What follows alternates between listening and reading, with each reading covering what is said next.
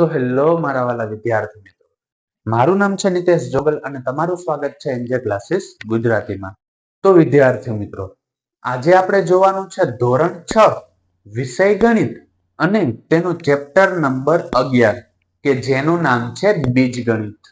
અને આ ચેપ્ટરની જે સ્વાધ્યાય પોથી છે એનું સોલ્યુશન આજના વિડીયોની અંદર આપણે જોવાનું છે.